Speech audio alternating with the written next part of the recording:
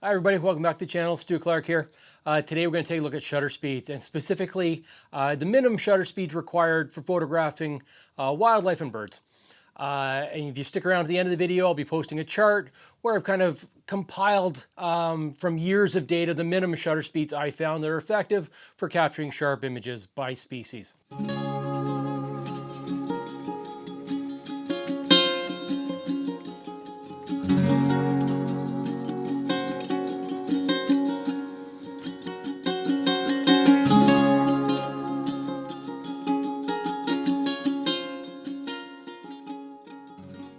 So when you're looking at shutter speeds, there's a bunch of variables that come into play.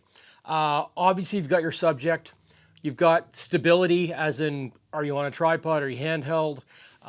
If you, as in, how are you as a camera operator, both from holding the camera, but also operating the camera. Sometimes some people just are not super stable and they tend to move the camera around a bit. And then also the environment. Is it windy? Is it on water? There's a bunch of variables that come into play about beyond just your subject moving, but things that'll actually move your subject. So today we're going to take a deep dive into that. And then we're also going to look at how in Lightroom, there's actually some awesome tools that can help you kind of determine where your minimum shutter speeds should be in order to kind of capture the best quality image. If you've watched any YouTube videos, you've seen some old time photographers on there, and a lot of them like to wax poetically about how, back in the film days, if you don't shoot film, you're not a real photographer. And I get what they're coming from. They're talking about, a lot of the basic, the essentials, lighting and your subject and, your backgrounds, all those things kind of come into play for, becoming a better photographer. Myself, I was an early adopter of digital. I've actually been shooting digital cameras since about 2001. So I've jumped on board, and to be honest, I don't think I've loaded a roll of film since, and I don't plan on it. Digital for me is, it's kind of been my medium. A couple of reasons I really like digital over film, especially when you're dealing with wildlife, is that you get, not only do you get instant feedback, so right away you can tell whether or not the photo is sharp, is it exposed correctly, all of those things. But most importantly, when you're going back through the images, it allows you to see, when you look at the EXIF data, like I said, when you look at Lightroom, you can see what you shot those photos at. So you're able to kind of really start to build up a database of the settings that make sense and allow you to capture sharp images. If you go back in time, when I started out with the Nikon D70, my lens of choice was the good old 300 f4. This lens is, it's still razor sharp. It's still phenomenal. But one of the big things was lack of vibration reduction. It didn't have image stabilization built into the lens, and neither did the camera bodies back then. So because of that, you really had to develop a skill set in order to capture the best image. With a Nikon D200, cranking the ISO up to 4,000 or 8,000 just wasn't an option. Because with shutter speed, you basically have got two options. Either open the aperture, which is often with wildlife, you're shooting wide open or only stop down one anyway. And then it's cranking the ISO. Back then, ISO was such a hard ceiling for me. 200 ISO, 400 ISO, ideally 640 on the high end. So you really forced your hand in trying to figure out and really getting to know your subjects and how best to capture them. And it also really improved your skill set as a photographer. Things like shooting on a tripod, finding ways to stabilize yourself if you're trying to handhold it. And a lot of these things really kind of come into play. And that's what we'll kind of look at each of these and break them down to allow you to kind of get an idea of where your minimum shutter speed should be at any given time based on your subject. First off, let's talk tripod. And so, like I said, tripods are one where carbon versus aluminum. Carbon fiber is better at dampening vibration than aluminum tripods are. If you're using an inexpensive tripod that has the center column that extends, another spot to really induce movement into the system, because you've basically gone from a tripod to like a single monopod sort of situation. So the camera will sway on that center post. And also it's not only going to be the quality of the tripod, but also the stability of the terrain you're on. A lot of times I'll find myself shooting on slopes and you might be on a really awkward angle that you kind of got the tripod teetering in a position, and that will impact your shutter speed as well. Hand holding. Hand holding is one that's very gonna be dependent on you as a photographer. One of the tricks I use, I shoot with a cotton carrier, which is a camera support system where you actually carry the camera when you're walking. I have my teleconverter pocket sitting underneath my left elbow here. It's actually quite a nice spot. I can actually use it to kind of support my left arm as I'm holding the camera up, and it really helps. It really helps to assist in stabilizing the footage. So it's one of those little tricks that a lot of times people will actually jam their left elbow into their stomach as they're trying to stabilize the footage as well. And all of this tricks really help. Leaning on a fence, leaning on a tree. There's lots of different ways you can help to support and kind of stabilize the camera a little bit to kind of allow for lower shutter speeds. Over the last 10 years or so, vibration reduction and now in-body image stabilization with IBIS have really changed the game for whether or not you even need a tripod. I still think tripods have got their place, and I'm still a huge believer in them. But for many, many shooting situations now, between vibration reduction and IBIS, you can shoot incredibly slow shutter speeds, and it's really changed the game compared to what we were forced to do back in the day. So with the at 500 mil back in the day, even on a tripod, even on a stable tripod, 1/125th of a second was about the minimum that you could actually press the shutter button. It was about, at 500 mil, just the induced vibration between pushing the shutter button and the mirror slaps. With DSLRs or SLRs, you had the mirror that would come up and down, and that mirror slap would induce vibration through the system, combined with pushing the button. That even on a tripod, 1/125th was about the minimum that you could actually take a photograph, regardless of the subject, regardless of the environment. So you were the limiting factor, and the camera gear was the limiting factor on how slow you could actually press the shutter button. So there's tricks, things like mirror lockup was a big one, where you'd actually flip the mirror up, it would take the shot and then drop the mirror, and it would remove the mirror slap from the vibration. And so it enabled me to take really, really slow shutter speed shots of owls that were not possible without mirror lockup. So a lot of those tricks that were tricks of the trade back in the day are completely not needed now. The Nikon Z8 doesn't have a mirror and doesn't have a shutter. So two things that were actually inducing vibration are no longer even part of the system. And now, combined with in-body image stabilization and vibration reduction, it really changes how slow you can actually hand hold the camera now at 500 mil. You can actually reasonably hand hold it in a lot of situations down to a 30th of a second if the subject movement or the environment don't come into play. The environment's one this is an interesting one because it's not always obvious. Obviously it's a windy day and you got a warbler sitting on a branch blowing around. It's pretty obvious that that bird is getting a lot of induced movement by sitting on a branch that's moving around. If you look at this video here, so this was about 20 km/h winds, and these trees are 2-3 feet in diameter. It's an old growth Douglas fir forest, some big old trees. And the amount of movement in the forest is incredible. And this is at about the 10-20 foot height. So if you imagine if you had an owl sitting at 30 or 40 feet in the tree, a lot more movement is going to be induced upon it by the tree swaying. And it's interesting because it's often you won't see it looking through the viewfinder, but you do see it when you start recording video. So this is something that I used to run into quite a bit. Owls, I've happily shot them down to a 10th of a second, 5th of a second. Some days none of them are sharp. What's going on?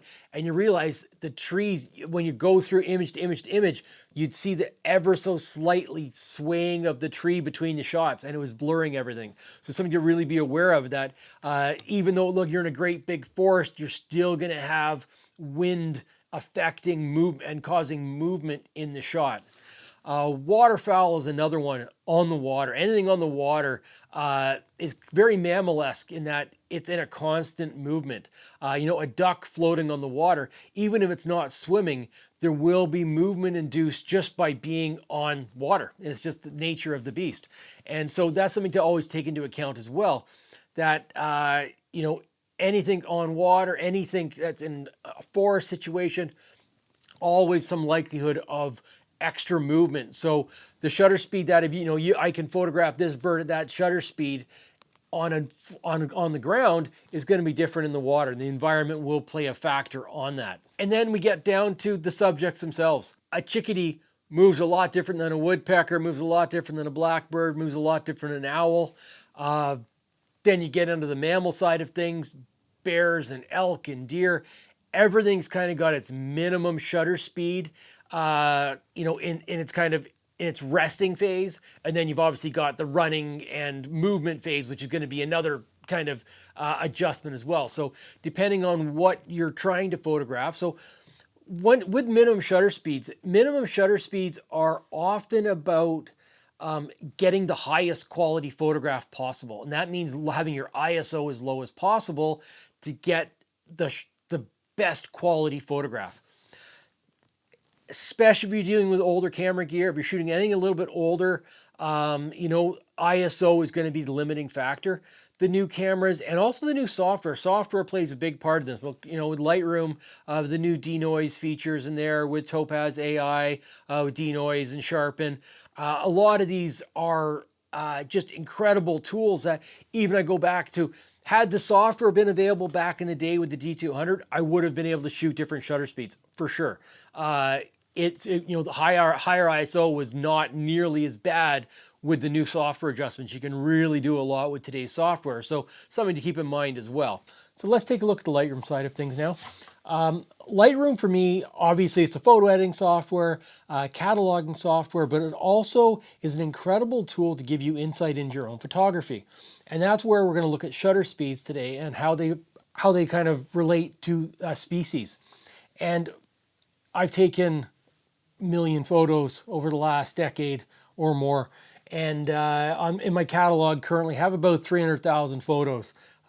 So I've got a huge database to kind of go back on over the years. And like I said, going back to the old cameras when you wanted to keep your ISO super low. But even as you get into the newer cameras and the newer software, you've got a lot more headroom for shutter speed. But I find this is still really important information because it gives you an idea of how low you can have your shutter speed, which then also means you can shoot in a lot lower light. So you can actually extend your day probably 45 minutes to an hour on each end compared to 10 years ago with the camera gear. So first off, let's take a look at owls. We'll start with the northern saw-whet owl here. And so when you open up Lightroom, I've got all of my images where I've got the keywords on the right-hand side, and then I put them into smart collections on the left-hand side.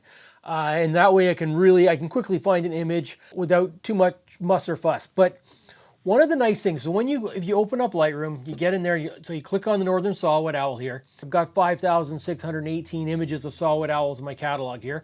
If you go up to the top, you've got your text, attribute, your metadata, and then none.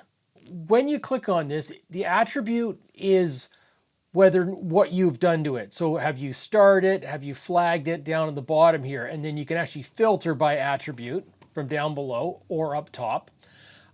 The metadata though, this is where it gets really interesting. And this is where you can really learn a lot by looking at your own photographs and going through, and you can, like I said, the numbers I'm giving you today are based on me on a high quality tripod with years of experience in the field taking birds. Depending on your skill level, how much you've been shooting, you'll probably need to add a little bit of overhead in the shutter speeds compared to some of these, but knowing that this is the potential for how slow you can shoot a bird, that then gives you an idea of when it's time to pack it in. Once you hit that 1/60th of a second, chance of anything being sharp are pretty minimal, time to go home. So basically we can go through and we're going to look at all these a bunch of different species, waterfowl, warblers, things like that. And we'll go through them and kind of give you an idea of my minimum shutter speed. And then that'll give you an idea of a good kind of starting point. Okay, this is what I don't want to be any slower than this when I'm shooting these birds. So when you look at up top here, when you click on metadata, so we can actually close attribute right now. So click on metadata.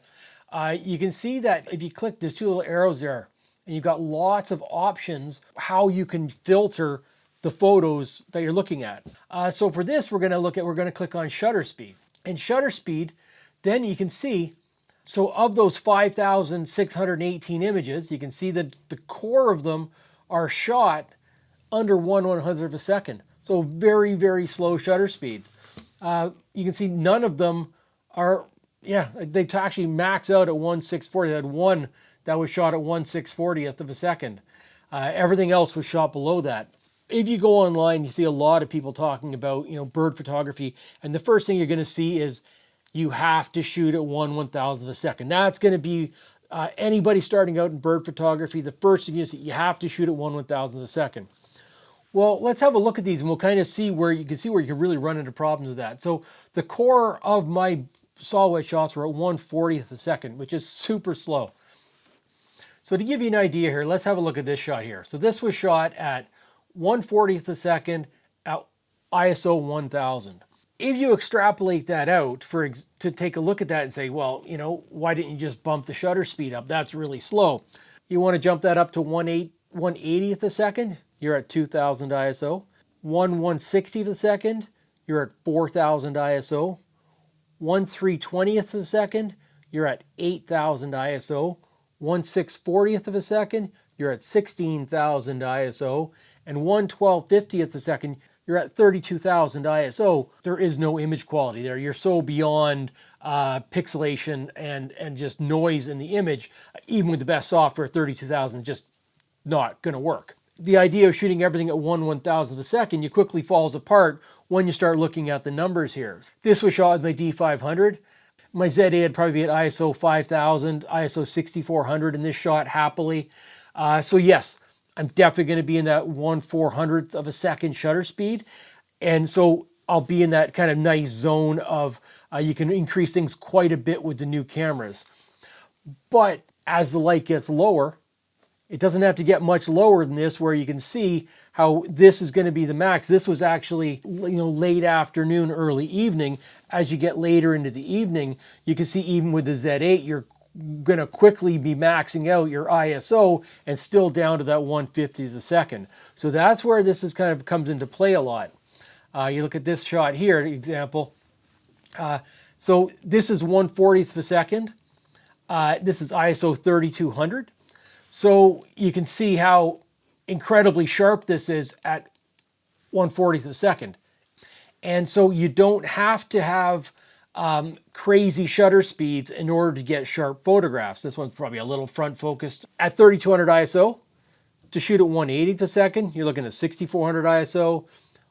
1/160th a second, you're at 12,000 ISO. You're at the maximum that you're going to get any sort of image quality, in my mind, out of a Z8. So you don't really have, there's not as much buffer as you might think, but knowing how low you can go shutter speed and still get a sharp image.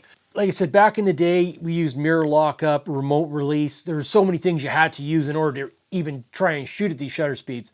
Now with the IBIS, the in-body image stabilization in the Z8 and the vibration reduction on the lens, those two combined, shooting at 1/40th a second, no problem. You can actually push the shutter button nowadays. You can just shoot away. Definitely shoot in bursts, just because you're going to get small movements in there that when you're shooting at these really low shutter speeds, you'll always find there's images that are slightly sharper than others. This one's at 1/15th of a second at 700 millimeters. So this is the 200 to 500 1.4 teleconverter at f9 at ISO 3200.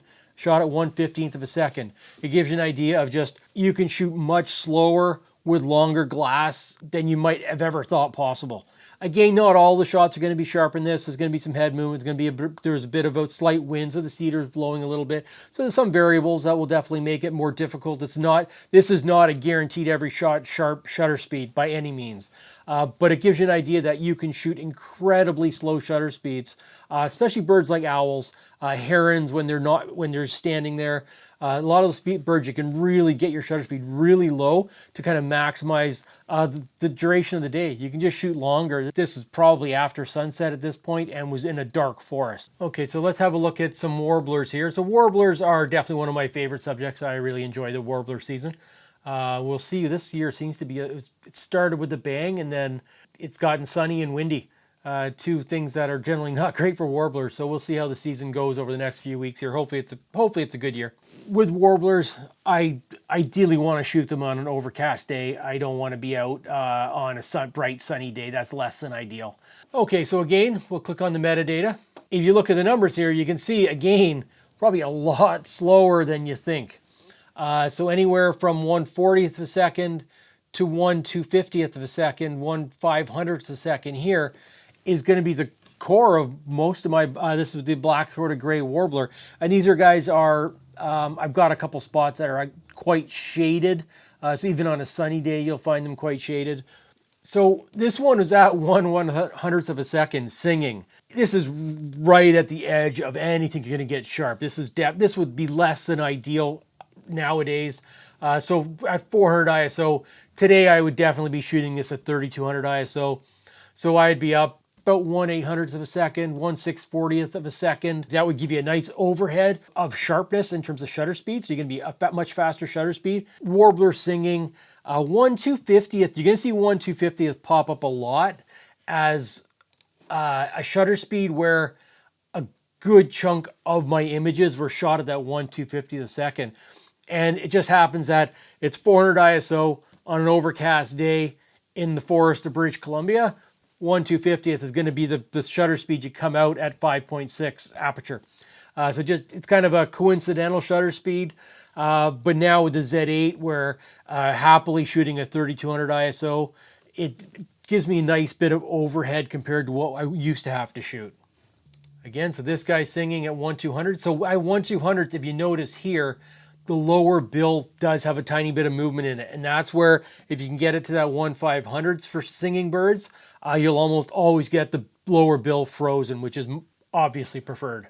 So, and again, this is an example where at ISO 1000 at 1/50th a second, to go to 1/100th, you're looking at 2000 ISO. To go 1/200th of a second, you're looking at 4000 ISO. To go 1/400th of a second, 8000 ISO. To say that, oh, you just want everything shot at 1000th of a second, this one would be up in the 20,000 ISO range. So again, it's beyond anything that's going to be of value. I'd rather shoot a lower ISO and hope to get a keeper in the bunch than shoot at really high ISO and know none of them are worth keeping. With a lot of these things, a lot of these birds that we're looking at are going to be, I call them repeatable birds. These are birds I can go out tomorrow and find black-throated gray warblers. I'm going to shoot a little lower on those birds, trying to get the maximum quality, knowing that it's a repeatable bird. They'll show up again next year and the year after, hopefully.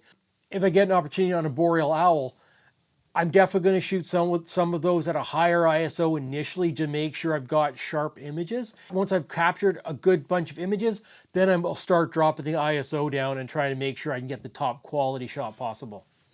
And so all the things we're looking at today, for the most part, are going to be non-flight. We're not trying to capture flight for these. This is trying to get nice portrait shots and singing with the warblers. So that's kind of the buffer zone. So like I said, the warblers 1/500, and that's why I've set my shooting bank B. If you watch that video, I walk out the door with that at 1/500th of a second. And then as the day progresses, as it starts to get a little bit brighter or darker, I can kind of adjust my shutter speed accordingly.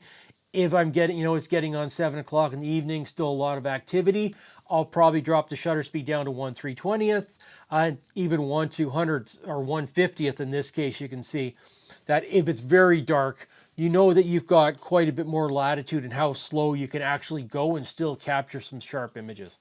So let's look at the Townsend warbler, same idea here. When you click on that metadata. So Townsends are less of a skulker. You will find them a little bit on a bit more open environment. They tend to hang in the treetops a little bit more. So accordingly, you'll notice a much higher range of shutter speeds. They tend to be, I've got them up to 1/2000th of a second, 1/2500th of a second. So much faster shutter speeds just based on the environment they live in. So you will get a little more overhead that way, just simply on where you're finding them. But you can still see the core of my shots are in that 1/100th to 1/400th of a second. The Z8's new for my warbler season this year. So over the next couple of weeks, you're going to probably see a lot more of the shutter speeds in the 1/1000 second, 1/500 second. So I'll definitely be getting a lot more shots at a little faster shutter speed. But knowing as the light drops, if it's a dark overcast day, I've got a lot of buffer in there. So I can definitely play with those a little bit more. So again, this is 1/125th of a second, ISO 640. singing at 1/125th of a second. So, and you can see with even this one, even at that slow shutter speed, the lower bill is frozen.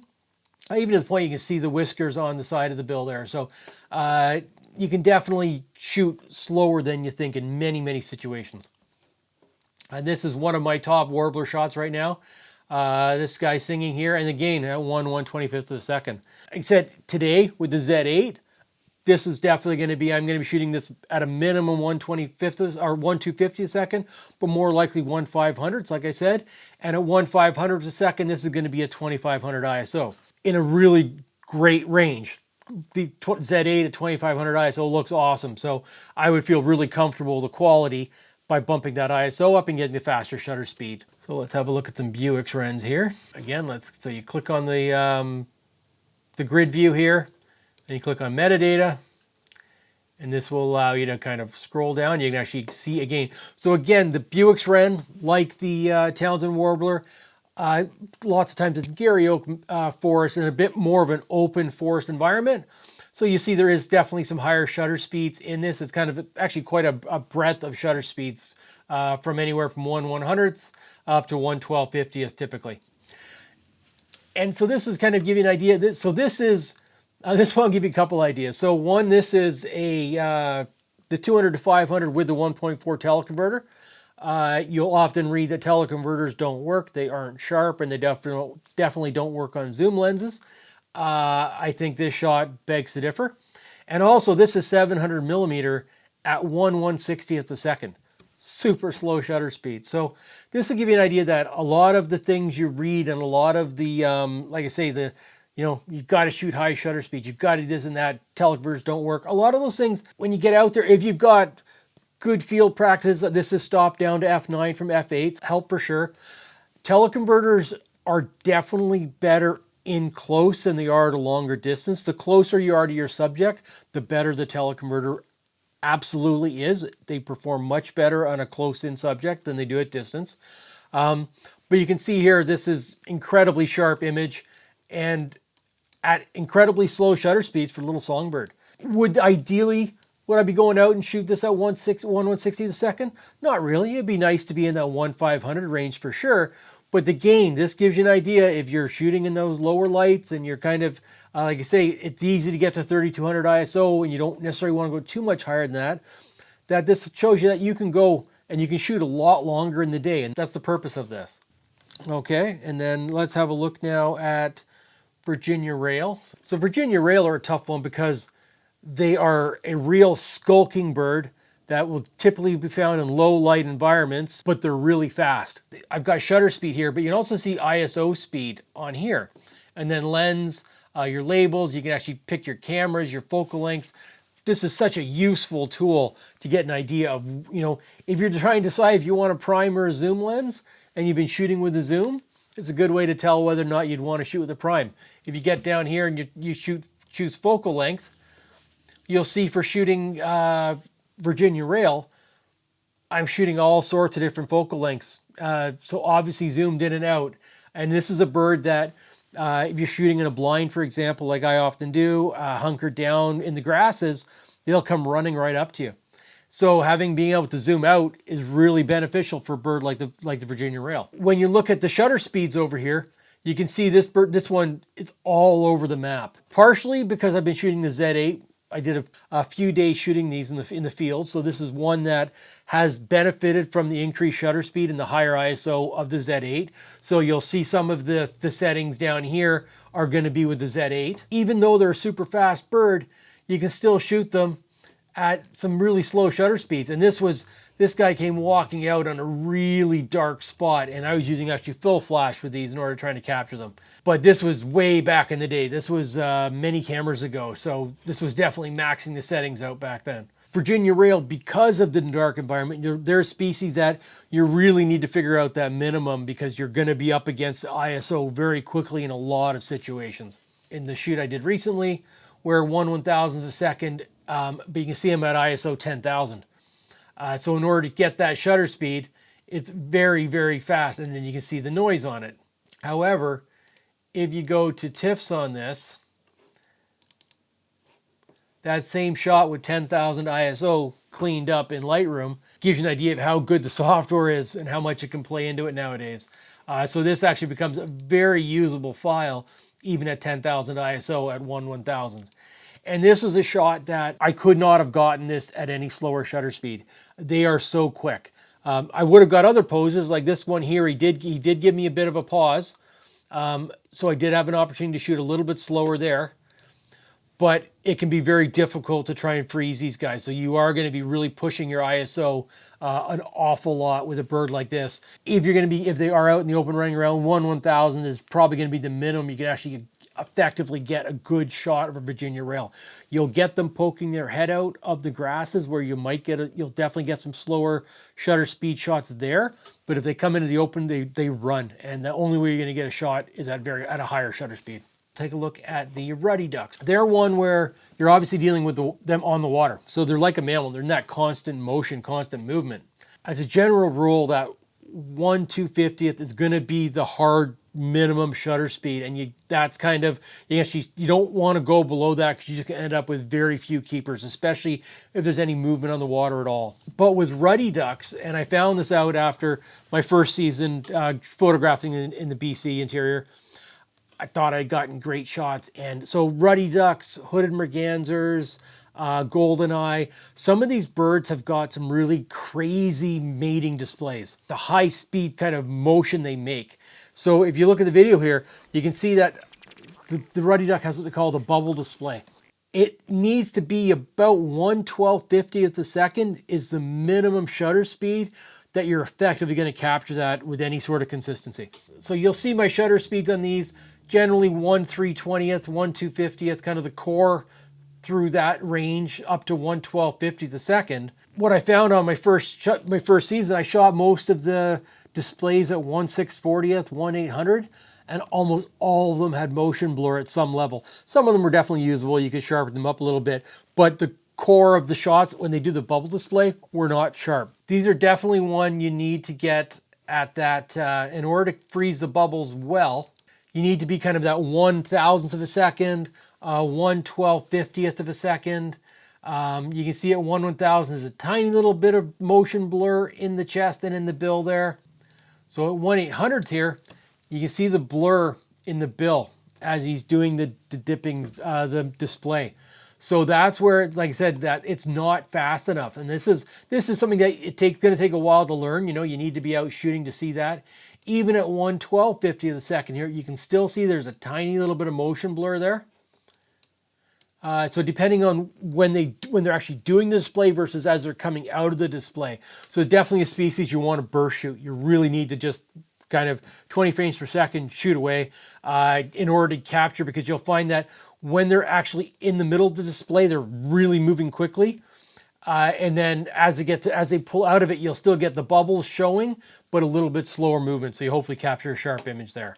But yeah, so like today, I'd be shooting this at either 1600 ISO or 3200 ISO. So then I'm going to be well above that 1/1250th range. So it'd be a lot easier to freeze that bill movement. And also conversely, I know I can shoot longer or earlier in the morning or later in the evening. And that's the big one with a lot of this, just being able to extend your shooting day. Especially as the light's getting nice. When you're dealing with that kind of that hard minimum shutter speed, like 1/1250th, it can be difficult even on a low light day in order to get your shutter speed fast enough. So being able to have that overhead of the modern cameras combined with the denoise and Lightroom and Topaz can really help and really benefit you. So with most waterfowl, like I said, 1/250th is going to be your ideal minimum. But if they're doing display, you're definitely going to want to be kind of minimum 1/1000, 1/1250th if they're doing any sort of displaying. Quick look at some hummingbirds here. So hummingbirds are, again, you're going to see, people telling you need to shoot them at this and you shoot them at that. And obviously it's going to be, you've got two different things. You've got a perched hummingbird, so they will definitely be influenced by the wind a little bit more, with the flowers moving around, the lighter twig is moving around, much more than an eagle, for example, which is going to be sitting on the, a big heavy branch off the trunk of a tree.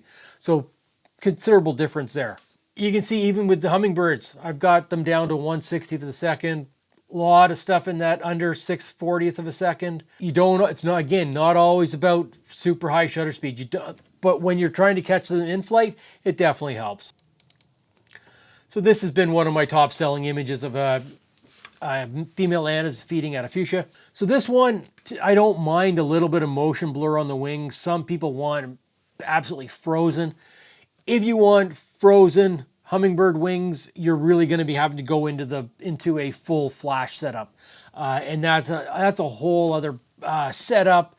I want to shoot a little more organically than that. This is a setup where I actually used reflectors, and I actually used tinfoil reflectors from below to help light the whole image. But even still, this was shot a bunch of years ago now. So we're looking at 1/1250th a second. And I find at 1/1250th, you've got a little bit of blur in the wings themselves, but I don't find it terrible. And I don't know, this, like I say, it's been one of my top selling images. So a lot of times what, technically perfect, absolutely frozen, doesn't necessarily mean a better seller. And sometimes, like I said, this is a little female, which I'm, definitely happy with this image. 1/500, so this little juvenile was just kind of landing on the cedar here. And she'd put, you can still see there is some detail in the wing feathers, so you can capture some detail in the wings even as slow as 1/500. And because she was just landing, she wasn't still flapping at full speed at this point. And this one, which again, one of my favorite images, this male Anna's hummingbird here. And this was shot at 1/60th a second. Super low light day. This shot, the colors are amazing. Everything's great on this shot as far as I'm concerned. And it's super sharp. Even though that, you're one of the faster little birds around, you can still shoot them at super slow shutter speeds. And this one, this was actually at 700 mil. This is actually quite a distant one. And at 1/320th a second, you can see it's still nice and sharp. Again, the wings are blurred, but I kind of think they add something to the image personally. So that's a personal preference. But again, if you are trying to go out, you want those hummingbird wings frozen, you're going to be 1/6400th of a second, 1/8000th of a second. That's kind of where you're going to need to be in order to freeze the wings to get every bit of detail in the wing. So when you're looking at Osprey, you've got a bunch of variables, obviously. Is it perched? Is it flying? Is it diving? 3 very different shutter speed requirements. Perched, like any raptor, 1/125th a second, more than enough. 1/250th, no problem. In flight, 1/1000th is going to be a typical, you're going to get a decent shot at 1/1000th of a second. But once they start the dive, 1/3200th of a second, 1/4000th of a second, 1/6400th of a second, you really need a faster shutter speed. And if you ever watch them when they're doing their dive, the dive starts out, and then as they fold their wings, the acceleration is incredible. As they tuck in and extend their legs, you really need to bump the shutter speed up. This is at 1/2000th of a second, and it's right at the minimum you're going to get anything sharp. At 1/2500, you're getting a little bit of motion blur in the talons here as they're extending. This would have definitely been better 1/3200, 1/4000 for sure. So definitely when you're looking at an Osprey, something that's a predator in attack mode, you really need to bump your shutter speeds. You need as fast a shutter speed as possible to give yourself a fighting chance. With all the new tech, ISO has gotten so much better. It'll kind of give you that a little bit extra overhead for your minimum shutter speed and still allow you to capture amazing images. But say utilizing this tool in Lightroom, it allows you to go back and have a look at your own images and kind of see where your minimum shutter speeds lie. So not only are you taking you into account, but also the species into account and the environment into account. So it gives you, if you're going out for warblers and you go through and you look at all your warbler shots and nothing is sharp below 1/640th of a second, one, you might need a better tripod. You might need to use a tripod. But it also might just be you live in a windy environment. We're having a windy year this year, so most of my warblers are probably going to have to be shot at a little bit higher shutter speed just because it's been so windy all the time. So know that you can shoot down to 1/250th in ideal conditions. You can freeze the bird. If you've taken all the other parts of the equation out, a warbler can be frozen at 1/250th a second. But if it's windy, 1/500, 1/640th is going to be your minimum in order to capture sharp, just because of what's going on in the environment. That's kind of out of your control. So yeah, I hope it gives you some good insight. Like I say, I think Lightroom far more than just a catalog, far more than just an editing. And I think if you start to use some of these tools from within Lightroom, you can really learn a lot about your own photography and where you might need to tweak a few things to kind of improve your skills. But also then you're going out looking for a certain subject. You've got a good idea of what you need as a minimum shutter speed in order to capture them. I'm going to post a chart that I'll leave a link in the description below. So have a look at the chart on my website, and I'll make it where it's available. You can right click and download it, so you can kind of keep it as an idea. And we'll do it by species grouping of what I recommend. It's kind of the minimum ceiling in ideal conditions based on shooting off a tripod with vibration reduction and IBIS. Depending on which things of those you don't have, you're going to need to decrease the shutter speed accordingly. Thanks for joining me today. Till next time, we'll see you out there.